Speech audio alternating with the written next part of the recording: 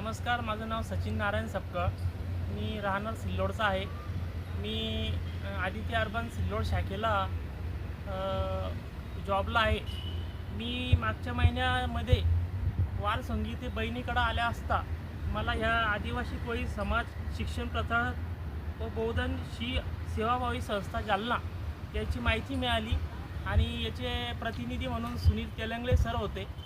त्यांनी मला सांगितलं, त्यांनी मला माहिती दिली की 16,500ची तुम्हाला एखादी वस्तू बुकिंग करावं लागेल आणि त्या आधारे तुमचा 10 महिने लकी ड्रॉ होणार आहे.